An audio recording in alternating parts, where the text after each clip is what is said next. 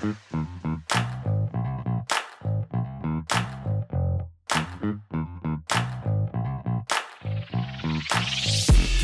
the Give Them Glitter podcast. My name is Joshua. And I'm Leslie. And we are so glad you're here. Thanks for giving us a little bit of your time today. We do appreciate that. If you are new, want to give a very special welcome to you. We are so glad that you have found us and that you have decided to join us. Thank you for being here. We are a podcast about raising emotionally healthy kids and everything that goes with that. We're not experts. Nope. We're just parents sharing our journey. And we would love to be part of your journey. So thank you for being here, and we hope to see you around more. And if you're back for another episode, thank you for joining us again. We really appreciate your support. Thank you for all the episodes you've listened to, watched, or any engagement you've given us. It's all really helpful, and we really appreciate it. Yeah, if you're part of the GTG community, we appreciate you. We love you, and we're glad that you are here. So we have what we thought the last episode, which was about COVID, was maybe a bit of a lightning rod. But this one's juicy. It is. And so we're going to unpack and talk about gender norms that our kids perceive and that we may or may not perpetuate. Certainly we do perpetuate as parents. This is a very near and dear topic to us. Yes. One of our kids does not present himself traditionally manly. The other one does. And so it's one that we feel passionate about, and it's one that is really a big motivator for the podcast, for us having these type of conversations, kind of why we call the podcast Give Them Glitter. So yeah, it's very important. So let's just jump in here and start. Again, we have the questions that are going to kind of guide our conversation with this episode. These questions will be made available on the descriptions in Spotify, Apple Podcasts, as well as YouTube. So wherever you're watching, you can see these questions that guided our conversation. We would love to hear from you. What stuck out to you? We want your feedback on this. And we will also put these questions up on our Instagram. So that's another place we can engage and connect. So if you're listening to this, connect with us in one of those areas. We would love to connect with you. But to start off with, we're gonna go in hot. Yeah, we're coming in hot. Coming in breathing fire here. No kiddie pool question, no warm up question today. We're jumping right in. So number one is, why do you think people react so differently to boys wearing dresses compared to girls wearing jeans? Ready, set, go. Patriarchy. And well, that's the episode. Thanks for listening. Glad we unpacked that one. Yeah, truly though, it is patriarchy. Yep. I think anything that is perceived as feminine is punished, and anything seen as masculine is rewarded. Yeah, and it's clearly driven by your upbringing, right? Your upbringing shapes that. Me personally, I was brought up in a relatively conservative Christian family. So as you can imagine, that environment did not really invoke a lot of deviance from what other people were saying. This is what manliness should look like. This is what femininity should look like. You know, really the problem with that is that any form of that, even in that construct, is completely made up. Yeah. Right? Like there's no validity to like, well, men should, and the irony is like men within that context can't even agree what manliness looks like. No. But what they can agree on is that as men, they are above women. Yeah. so convenient how they can agree on that one. Agree on that. Yeah. But when that is the environment, then naturally femininity is going to be perceived more negatively. Yeah, it's perceived as a weakness. Yeah, it's weaker. Women are weaker, men are stronger. Men do the like important work of going out and having a job, women do the domestic work. Mm-hmm. And what's funny is that even though I don't think statistically, people, at least in the United States, and I think this is true elsewhere in other parts of the world, homes are, especially heterosexual homes, Mm-hmm. are dual income. Mm-hmm. Like, we just don't live in a world anymore. And like, if you look at the data, we really haven't since like the end of World War II, like the 40s and into the 50s, like really since the 60s, it hasn't been the United States hasn't been a single income family type of country. People have worked. And so this idea that, well, this is what men do. Men do the like breadwinning outside of the house, and women do the domestic stuff in the house, has really just created a world where women also work and still do the domestic stuff inside the house. They call it the second shift. The second shift. Yeah.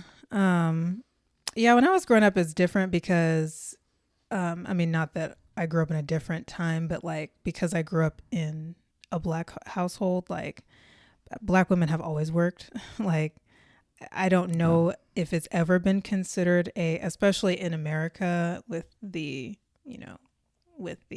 history of slavery and all that kind of stuff, and Black women being domestic workers for other people often, at least in United States history. Like, I just don't know if there's ever been a time that men have necessarily reasonably, like even logically, Black men, I'm saying, like, have expected Black women to stay home and just have kids. And like, I just don't, maybe in some households, of course, there's exceptions to everything, but I just didn't grow up with that. My mom worked and my dad worked. There wasn't any sort of like expectation that, my mom just wasn't very domestic. Like, she prepared food and stuff, but so did my dad.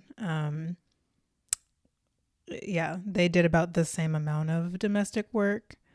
And so I don't think I ever perceived that I never grew up thinking women were less than men or receiving that message in my household, I would say. I grew up with that message, but not in my household. And I feel like obviously your cultural context plays a big role in how masculinity and femininity were taught to you. Right. And so there's an American nuance to it. There's a cultural nuance beyond that. One thing I do think is quite universal is that the domestic stuff, the domestic load of a house, more times than not falls on the woman. Yeah. Well, I think especially if you have kids, if you have a family, then yes, like women are expected to maintain the children, keep up with the children, keep their calendar. That definitely was true in my household. Like, my mom ran the ship as far as getting us where we needed to be, making sure school was what it was supposed to be and all that kind of stuff, making sure we had clothes for school and all that kind of thing. So in that sense, yeah, I did grow up with it. Yeah. So there is so much patriarchy embedded into society. If you don't think there is, the fact that, just look at other nations and the people that lead them, and look at the two people running for office here, right? Both old white guys, right? And so, like, convince me otherwise that patriarchy in all of its forms, in all of politics, is not alive and well in the United States. Very patriarchal society. Part of the reason, and this is a whole nother conversation for another day, just a little gonna drop a hot take and then move on. A big reason why patriarchy is so prevalent in the United States is because historically the United States has been a predominantly Christian nation. Christianity is a very patriarchal religion. And so, yeah, patriarchy just shapes that. Patriarchy shapes the fact that, as a society, in a patriarchal society, boys in dresses is perceived differently than girls in jeans because it's patriarchal. So if a girl wants to be a tomboy, That's cool. It's cute, actually. Mm-hmm. It's cute that she's a tomboy. It's cute that she wants to hang in there and play sports with the boys, right? But, if a boy wants to wear a dress, if he wants to paint his nails, if he wants to express himself in maybe like Disney princesses instead of liking superheroes, well, then that's a negative. Yeah, that's a negative. Though I think with women in particular, with girls, like you can only be so masculine. Like patriarchy will only allow you to be so masculine. Once you get to a certain level, then it's like, oh, no, you need to remember your place. Like you can wear pants and you can even go to work. That's cute. You have a job. But like you still need to make sure you get married to a man and have his kids and quit that job and raise your kids and stuff. And you can't You're not going to get paid the same. Yeah, you're not going to get paid the same. Like maternity leave, what is that? You should be able to squat over a hole, have the baby, and keep it moving. Yeah. Apparently. So yeah, there's so many elements. Again, you're not convinced America's a patriarchal society. Just look at other countries and what they have as far as maternity and paternity leave policies. Like they're way more family friendly. Light years ahead. Than the United States. And there is legitimately, I would be shocked, absolutely utterly shocked, if the United States did pass any sort of laws in the next 10 years that had to do with maternity and paternity leaves. Yeah. And if they did, it probably gets struck down in the courts anyways. And so like, it's just not going to happen. So yeah, patriarchy is alive and well. Abortion, there's another hot take there. And so, yeah, it's just, I feel like that one of the reasons it's perceived negatively is because when boys turn into men, when they're comfortable enough and confident enough in their own masculinity that they're willing to wear dresses, wear jewelry, wear nail polish, just express themselves however they want to, that freedom and security in your masculinity to do that makes other men who are not as free or as secure very triggered. Yes. And so because they're triggered by your security as a man, they respond by being like, well, I've got to tear you down now to build myself up because I'm insecure by your security as a man. Bingo.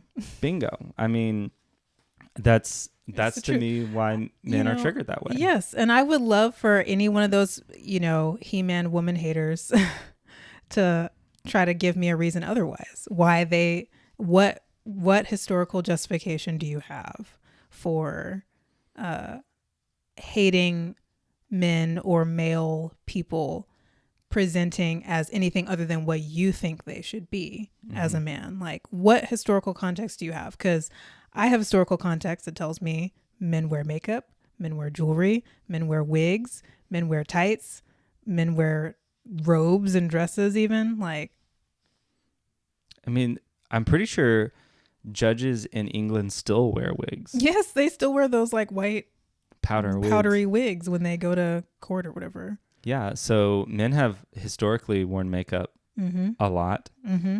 They've worn wigs.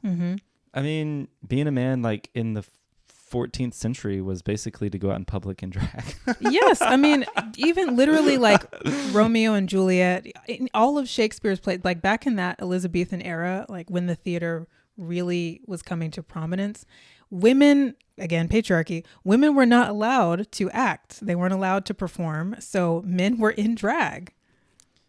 Yeah, and it wasn't that long ago that it was very typical for baby boys to wear dresses here in the United States. I think there's even like, I've seen a picture circulating of like toddler President Roosevelt in a dress because that was just the fashion of the day. Also, the same men who are like super triggered by men in drag are the same men that think a kilt is cool. Like that's a dress. That's a fucking dress. Yes, what are you talking about? Yes. Like I respect. And, even a revealing skirt at that. Yes. Like it's all free down there as far as I know. A lot of legs. A lot of legs. Yeah. So there's such a double standard. There's no historical context. There's no real rhyme or reason to it. And so you had made this point that the only reason that things like clothes or makeup or nail polish, toys, the only reason those things even get a gender label is because that's a tool of patriarchy to be oppressive to women. Yes, it's just a tool to, you wear a dress so you can remember your place in society. You are given baby dolls and whatever because you're supposed to be a nurturer when you grow up. You're given nail polish and makeup because you should want to look your best for whatever man decides to marry you. Yeah. Like, it's... You know, it was not that long ago, and I'm saying like 50 years ago, maybe less, where it was very commonplace for husbands to never see their wife without makeup. Like, when you watch Bridgerton, it's so popular right now. Like, that is a timepiece TV show, and in a lot of ways actually very accurately depicts what it was like to be a woman back then, where you had to be presentable at all times. You had to look your best at all times. Okay, well, we think of that as like a really long time ago, but it truly wasn't that long ago. Like, my grandparents' generation, I would say a lot of those men never saw their wives without their hair done or their makeup done. It was like the show Marvelous Mrs. Maisel. If you don't watch it, it's a great show. It's set in like the 1950s, 1960s. And there's a scene in the first episode where Mrs. Maisel goes to bed with her husband. He rolls over, goes to sleep. She pops an eye open, makes sure he's asleep, gets up, takes off her makeup, washes her face, puts the rollers in her hair, and then she sets the blinds so that the sunlight will wake her up early. And then in the morning, you see what happens. The sunlight wakes her up. She gets up. He's not awake yet. She goes, puts on her makeup, fixes her hair, and then lays back down to pretend that she's asleep. And then the alarm goes off. He rolls over, gives her good morning. And she's like, oh, I didn't know it was time to wake up yet. Yeah. I'm like, what hell? Like, exhausting. TV, movies, they always do a really great job of depicting that kind of stuff. Even like what you see subtly in movies where like she's waking up and looks great. Yeah. It's like, yeah. I don't think that's real life. Or my favorite, when they're intimate on screen and they just roll over and go to sleep. Yeah. That's a whole nother thing. But yeah, so there's just the labels. They serve the purpose of patriarchy to remind women of their place, remind women of where they belong. So, man, that was a long conversation around the first point. And that was just question one. We're just getting started, you guys. We'll try to not do a 2-hour podcast here. We're going to do Joe Rogan style. You got to listen for like 2.5 hours here. Just us talking. All right. Second question here. What do you think why do you think traditional gender roles make femininity seem less positive than masculinity? So we were kind of jumping into that a little bit already. But I think off the top there, masculinity equates strength. Femininity equates weakness. I was telling you a few days ago, I have kind of like a very non-academic working theory about, I was doing dishes one day and I was like, I feel like this is where patriarchy and sexism started. So like, you rewind to when we were hunter-gatherers, right? When we were just gatherers, there would have been a lot of just shared responsibility. You see that currently in like different monkeys and apes, them as like gathering societies. They work together, they collaborate together. There is like a strong male to protect from the other males, but there's no like, there's no sexism in apes, in monkeys. But once we became hunter-gatherers and there was that hunting element, though historically, sure, women have over the course of time hunted, but predominantly that's been a male thing. And at some point that became like, the men were like, well, we're the strong ones who do the hunting, who do the important work, we do the providing, while the women stay at home and tend, they gather, They do the domestic stuff. They take care of the offspring. Like, I feel like along that track over generations birthed patriarchy. Yeah, men decided any kind of domestic work was not for them. They had more important things to do. Like hunt and provide. Rather than seeing the fact that one is not more important than the other, you need both. And you can participate in both. Women do that now. Women in a lot of cases do both. Especially if you're a single mom, you do both. You hunt and you gather. You hunt that paycheck, you gather those kids, you do it all. And so, yeah, this perception, masculine equals strong, femininity equals weak, that by its nature, perceives, makes one out to be positive, makes one out to be negative. Yeah, and then I think men generally think they are more important than women, or are socialized to believe that they are more important than women. Well, they're political leaders. They make the decision. They're business leaders. Yeah. And women couldn't possibly understand the gravity of those situations and those decisions. Like, I don't know when that would have began, but, several thousand years ago, men just decided women don't really, they're too emotional. They're too whatever. I know my favorite, too emotional. That reminds me. My absolute all-time favorite is people who are like, well, women can't be leaders in politics because they're too emotional. I'm like, I'm sorry. Has not every war ever been started by and fought by men? Check history books. Please tell me more about these emotional women ruining the world. Literally. But it just goes back to even something like that. Men go to war, and then what do? They heroize war and the people and the men who fought it. And so it is this toxic. Men are dangerous. Men fight these wars. Men are the ones who historically have been the ones to murder and kill and be dangerous. Yet they heroize the ones who go and fight in the war the men started. It's like, gee, if we hadn't started this war to begin with, we wouldn't need protection from any. That's with the whole, bear versus man thing that men are all up in arms about. Yes. And women are like, this is why we choose the bear. Yeah. Men are like, well, who's going to protect you from the bear? The bear is going to leave me alone. I'm more worried about the strange man that I come across. Yeah. The most impactful one of that is when I heard someone say, if I got attacked by a bear, people would believe me. And if I got attacked by a man, no one would. What were you wearing? Yeah. Would be the first question. Probably. What were you doing? Probably a kilt. All that leg. Yeah. So yeah, that's a great example.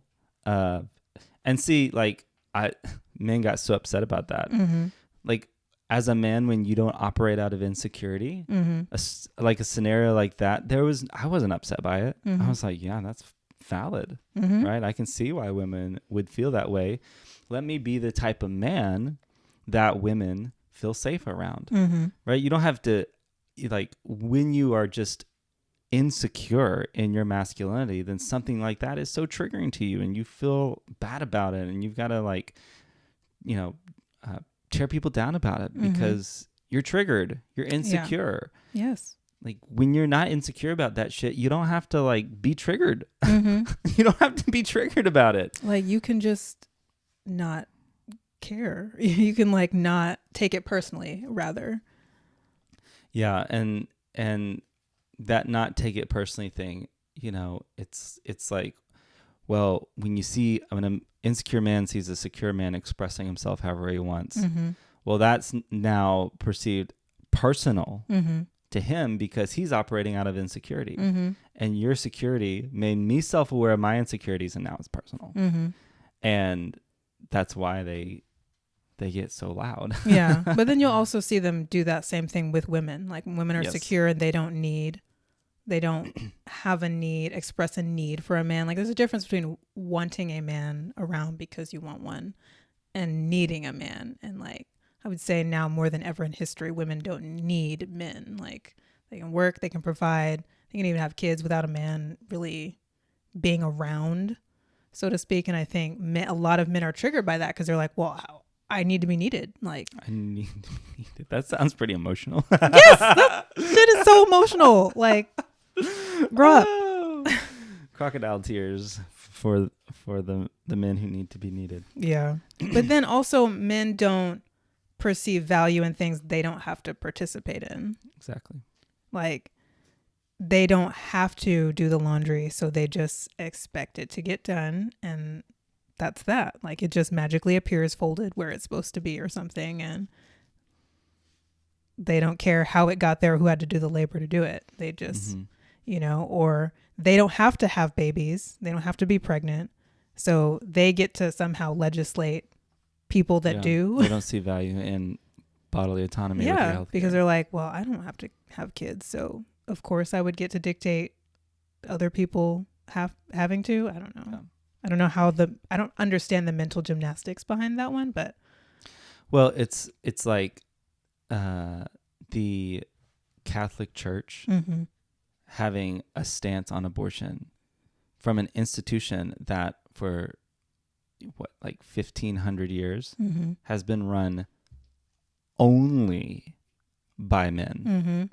I'm like, I'm sorry that I don't give a shit what your stance Not to on mention the female body is when you've had nary a woman darken leadership. Yes, and in not your to institution for 1,500 years. The rampant child abuse by those same men. I'm like, oh, so I have to have children for you to then abuse. That's what you're telling me.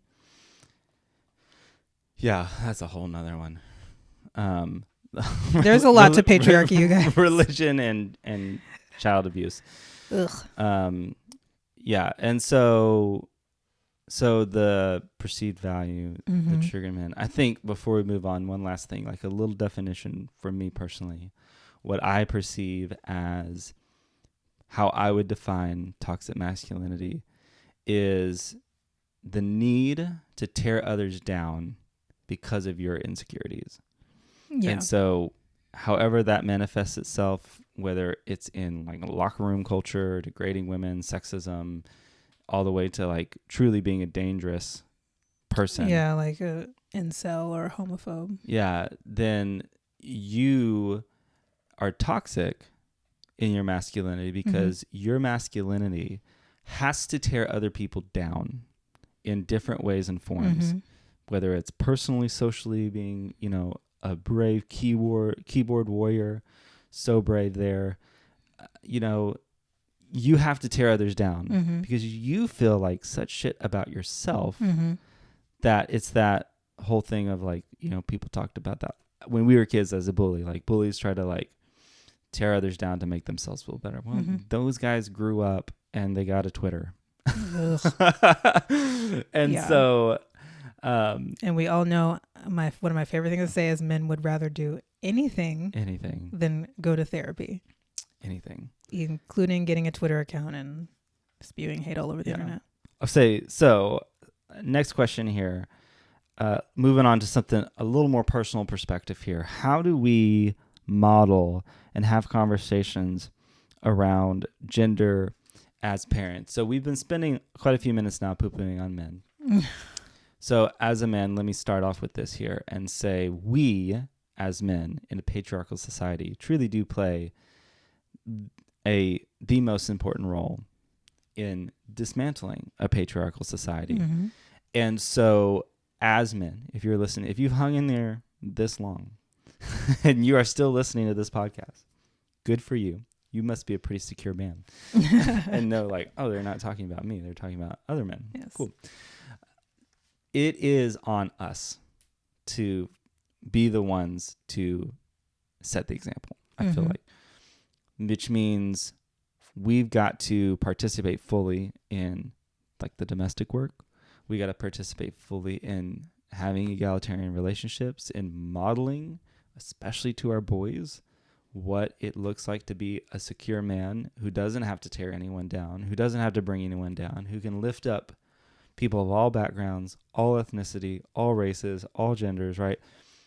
Who can be inclusive, who can be allies, who can advocate, who can want equity in situations and advocate for that type of equity. Like, we are the ones who benefit from this structure. We have to be the ones to share that benefit and make sure that everyone gets to participate in that benefit. That starts with modeling. That's a lot of conversations and just like living as a man, moving as a man through the world differently. Yes, I agree. And I think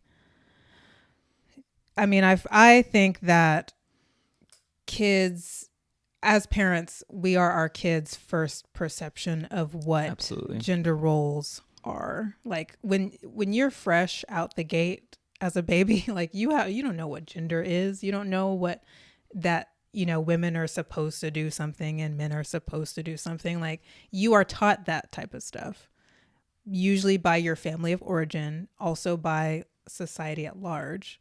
But if you grow up and like, just for example, your mom stays home and she does all of the domestic work and you never see your dad doing anything domestic, and your dad goes to work and then he comes home and he just kind of is there and exists, but your mom does the cooking and the cleaning and the shuffling you to school and making sure you have this and that, and your dad's just kind of a bystander or maybe participates sometimes. It's like, well, that's where you're going to get the norm or the idea that, oh, women are supposed to do XYZ and men are supposed to do, ABC. Yeah. And there's some nuance there. Yeah, there's where like every family is going to look, their structure is going to look different. Yeah. There's plenty of families who, it works for them for him to go to work, make a living, for her to stay at home with the kids. There's plenty of families out there where it's the reverse, where she's got the good career and she goes to work and he stays home with the kid. There's more than not people fall in the category, whether it's,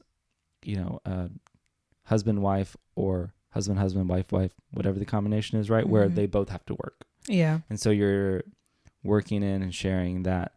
And I think what you're getting at is saying men engage in the domestic things, because it is true. It's just true that men are not administratively involved in the domestic stuff with their family. I'll give you a great example, guys.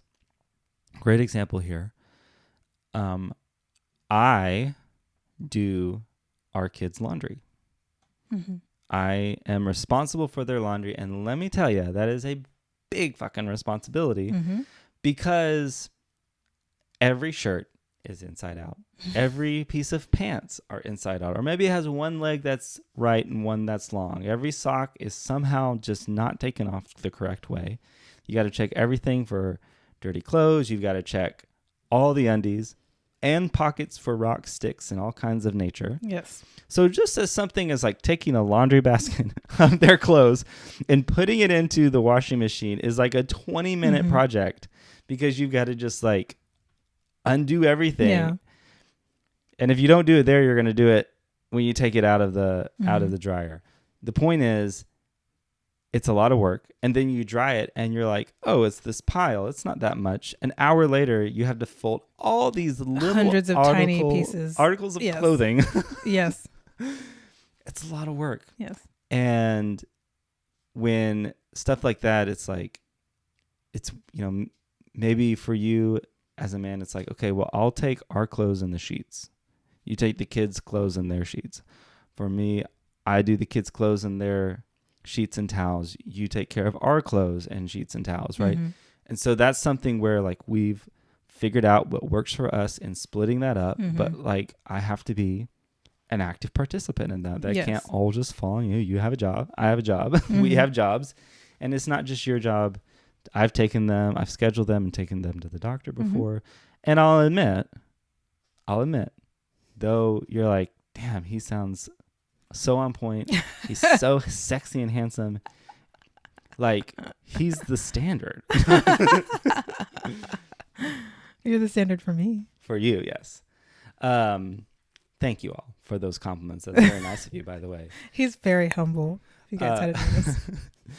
But that is something I've had to learn, and I wasn't good at. We've had a lot of arguments and conversations about it, and I've had to have the self-awareness and the black wife glow up. That's a trend right now. Yeah. It isn't all style, ladies. It isn't all style. Some of it's character building. Yes. To do that stuff. Mm-hmm. And you've been patient. You've been patient. Have you always been kind? You got your point across in those moments. And the change I was kind. I haven't always been nice. Okay. There is a distinction. That's super semantical. It matters. But the point is, I've had to realize I got to participate, mm-hmm. right, in more than just like going to work, making money. Yeah. Because there is so many hidden things. And there's been a lot of things you've acknowledged, like there's hidden things that I do that mm-hmm. you don't necessarily aren't aware of. Mm-hmm. And so at the end of the day, I think you've got to understand it is a partnership, which means, and I heard someone explain it this way really well. They said that it's not always 50-50. Sometimes it's going to be 50-50. Sometimes it's going to be 70-30. Yeah. You know, it's not all 50-50. Mm-hmm. And that's okay. There's give and take, but at the end of the day, you're in it together. You're mm-hmm. a partnership. You're doing it together. You're figuring it out together. You're figuring out what works for you, what doesn't, and you just keep figuring it out together. Yeah. And I think along with men, especially, like, yes, we're beating up on men, but it's kind of necessary to dismantle patriarchy. Like, men have to realize they are both the problem and the solution. Yes. But yes, men have to step up, but I also feel like we as parents and as larger parts of society have to understand that, like, just because we do something one way in our household, like let's say you are more traditionally minded and you're a heterosexual family where the mom stays home, the dad works and whatever. Like, that's great if that works for your family, but don't project that expectation on everyone, your kids, on everybody else's family. Like, that's when it becomes a huge problem, is the expectation that everybody else should do it that way too. Yeah, those expectations lead to so many conflicts. Mm-hmm. It may be like, I expect my son to act a certain way, mm-hmm. to express himself in a very narrow, mm-hmm. gendered type of way that mm-hmm. in my mind is what I personally perceive as correct. It mm-hmm. is not truth, because it is what you perceive. It mm-hmm. is what you perceive. Mm-hmm.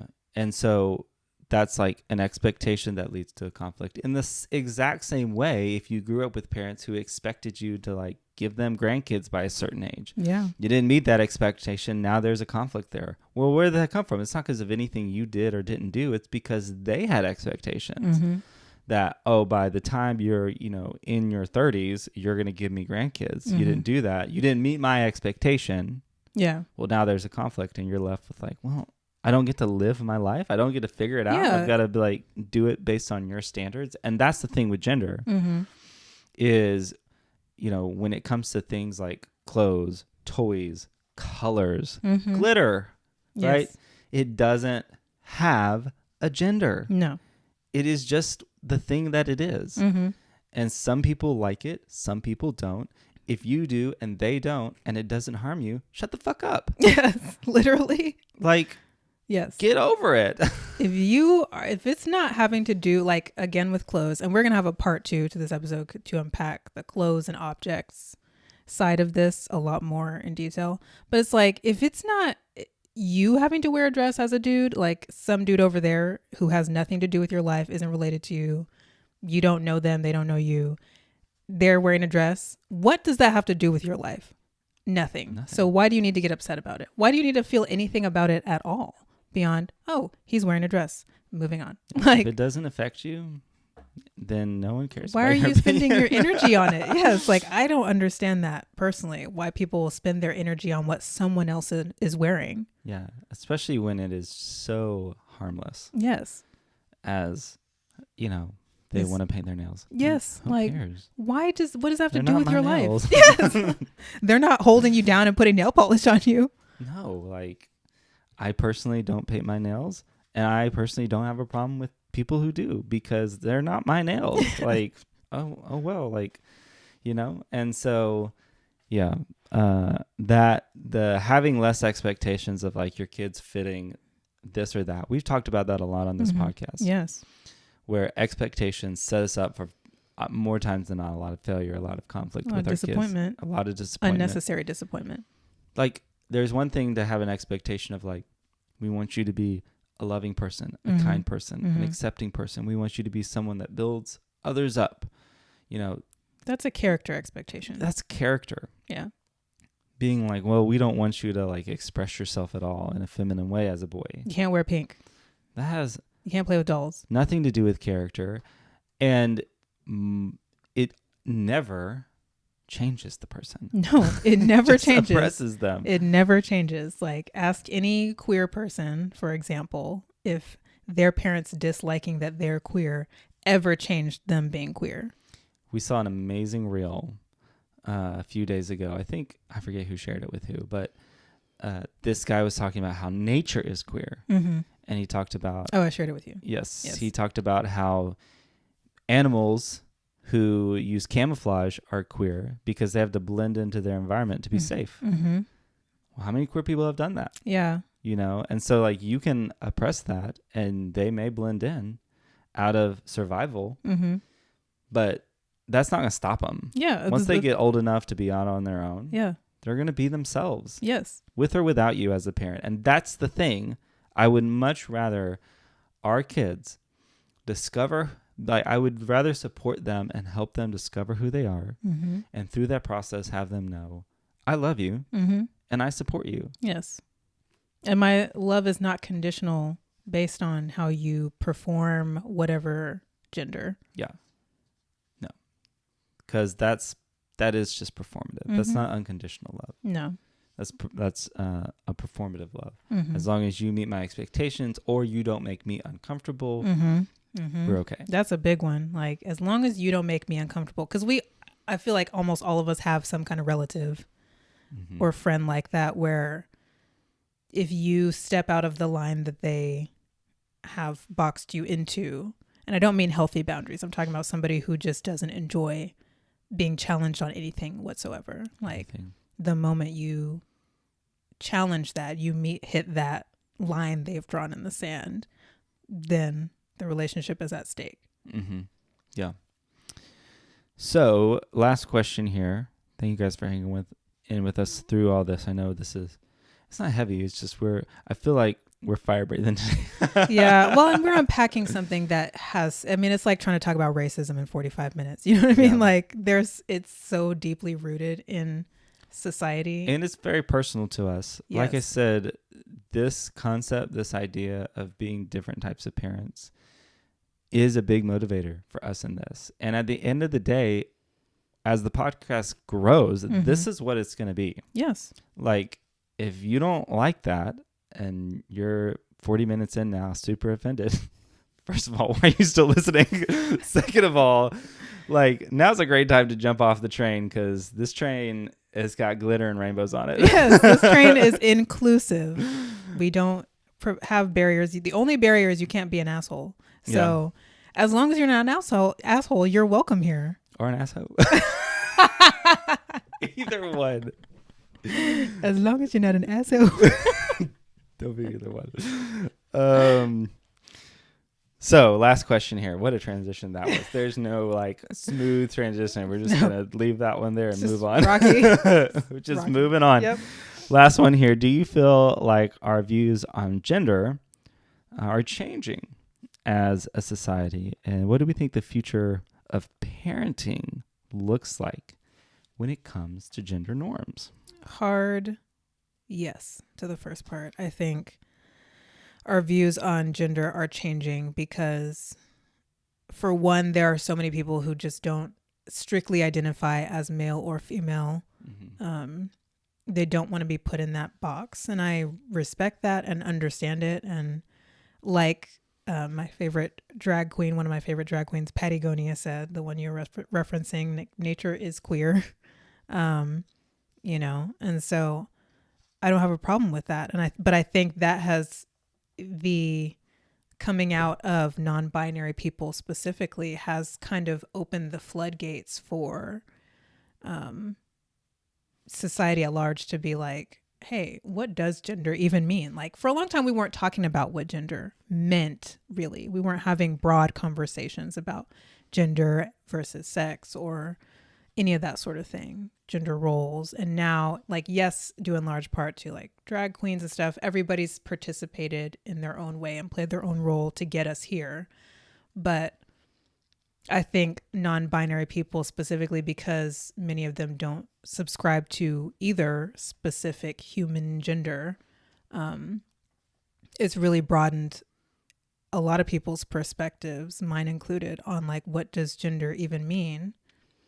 And then having... Yeah, I mean, ours have evolved over the years on. I mean, we said at the beginning, we both grew up in more traditional churchy type of background. So obviously we've evolved on that. The ability to just kind of be yourself more in public, that's certainly something that more people are doing. It's more, people are having to deal with it more now, right? And reckon with it. I think too, just the demographics of families are clearly changing. Yeah. I mean, you think of like rewind. I'm going to go all the way back to rewind pre-Loving v. Virginia. Even then, it was not just only men and women could get married.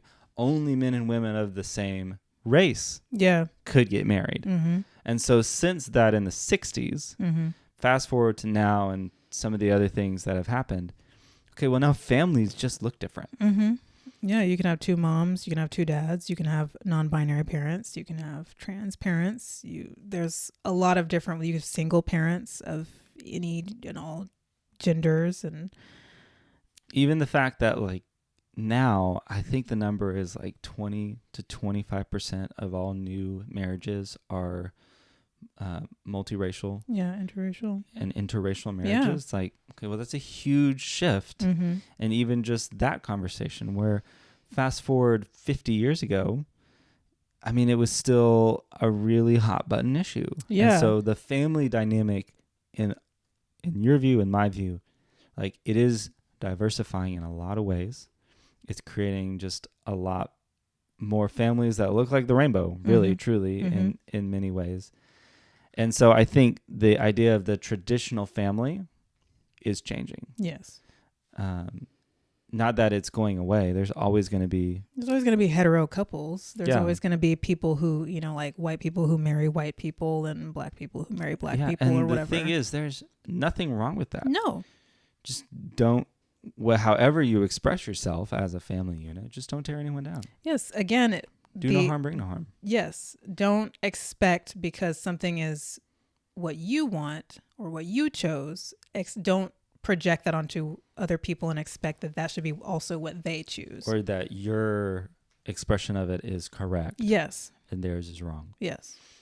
So that's a big one. Another one, and I'll be brief on this, but it was something I thought about, is I do feel like there is a new silent majority in the United States. So if you're not familiar with that term comes from really like the 80s during the Reagan era of politics. This like I think they called it in full more like the silent moral majority, which was kind of this, more than anything, like this conservative Christian vote that wasn't loud. They weren't protesting. They, weren't on the forefront. But it was just people, the everyday person going to the polls and voting was the silent majority, that conservative silent majority. I think that has shifted because there is no longer a conservative silent majority. But I think there is a silent majority of millennial parents who just are like, yeah, I don't really care if my kids wear what they wear. I don't really care who they grow up and love. I just want them to love a good person. I don't really care if they express themselves in a more feminine or more masculine way. I don't really care if they, want me to call them they, them. Like, I just want to love my kids. I really, truly do believe that is an emerging new silent majority Mm-hmm. in the United States of millennials and parents who are like, I just don't have the energy to care about dictating other people's lives when it has no bearing on my own. Mm-hmm. And so no scientific research to back that up. No. Just an opinion of like lived experience, other friends, like, not everyone's loud on social media. Not everyone's, at protest. A lot of people are just like, I just want to like not bother people. Yes, I want to not bother people, and also I don't want to be bothered. Also, we like what we see from Gen Z. I love Gen Z. I don't know where this, like, I feel like older generations are trying to pit us against each other, and I know Gen Zers like to make fun of us, like a younger sibling or something would make fun of their older one, but I love Gen Z. I every time I see a reel from them, like there's several that I follow now on Instagram, for example, who just are like, even in real life. One of my friends, shout out to my friend Chelsea, I love you. She took me for mani-pedis for my birthday, and while we were there, we saw two Gen Z young gentlemen. I'm assuming they're how they identify, but they were presenting as cisgendered men. Two young men who were there to get mani-pedis together, like just friends there to get. And I'm like, 20 years ago, I wouldn't have seen never two dudes never as friends going to the nail salon. Yeah, two straight presenting dudes just like hanging out and doing some self-care. Never. Hell no, no. And so I'm like, I'm so encouraged by Gen Z because I see them doing things like that, like even prioritizing close male friendship. Like, they're not afraid to hug each other. They're not afraid to like tickle each other or whatever, play around and be silly. They're also not afraid to wear skirts and nail polish and jewelry and talk about fashion and drip, as the kids would say. I'm totally aging myself, but I just love watching Gen Z like not give a fuck. Yeah, they're a very inclusive generation, a very affirming generation, and that does matter to them. That's a big value of theirs. And when those in that generation decide to be parents, when that day happens, I think they're going to be really great parents, and they're going to move the ball forward. Yes. I do think millennials, gotta give us some credit. Yes. Everyone likes to take a shit on us. We did do some hard work here, you guys. We're still doing it. We still are, because, we're stuck in this middle of like older generations who are like, what the hell are you doing raising these kids? The world's going to hell. In dresses. Yeah. And a younger generation that's like, well, why don't you look like us? And so we have done a lot of work as a generation. I mean, I just think of like even the millennials we know who are parents, like, man, the work that they have done to make a more inclusive, more loving, more supportive environment for their kids, irregardless of how they express themselves or not, they've done the work. Now, what I do think is hilarious, we were talking about this last night, it was an SNL skit, and so the two parents, I think it was set in like California, so they're like California liberals. The two parents are in the kitchen, the mom and dad, and the son comes out in the skit and comes out as straight to them. They're so disappointed. They're like, I thought we raised you better. What have we done wrong? So I think that's just like SNL, like being funny about millennials as parents, because there's no doubt, millennials are a far more inclusive, affirming group of parents than older generations are. Not to say that there weren't those parents in older generations. I want to give you a shout out because you were in the thick of it when it was not popular to be and not like part of the mainstream conversation. Yeah. But millennials have come a long way in kind of what gender means in parenting, what it means to be affirming and loving unconditionally as parents. So shout out to millennials. Really excited to see Gen Z in the coming years become parents, what they're going to look like as parents. I think they're going to be a good generation of parents. So yeah. I definitely think the future is bright. And I mean, even like starting this podcast, if you're listening to this podcast you're hanging with us into this episode and all these episodes and what we're talking about. Again, like this train isn't going to have any less glitter on it going forward. It's not going to have any glitter. Not going to have any less rainbows. It's not going to be any less inclusive. But I do anticipate we're going to continue to grow, continue to find more parents that's what they want their parenting journey to be. They want to connect with other parents that want that to be their parenting journey. There's going to be people inevitably as the podcast grows who despise it, who don't like it, who think there's an agenda and we're like, whatever. It's like, okay, fine. But I do truly believe that there are way more parents than not who want to have these type of conversations, who want to be part of a community, who just is about loving your kids and raising them to be emotionally healthy. And if they wear a dress or if they don't, doesn't really matter. You want them to be good humans. Yep. Because the clothes have nothing to do with whether or not they're a good human. They really don't. And so that's what we want. That's what we talk about on this podcast, is raising good humans. That's why, when we had the idea to bring this up, the positive, like, well, should we do something so controversial this early? It's like, yeah, we should, because this is really the heart of this is the podcast. Who we are. Yeah. This is what it's about. This is what it will continue to be about. Mm-hmm. And we are wanting to just continue to foster a world that is just loving and accepting of kids to be themselves. Mm-hmm.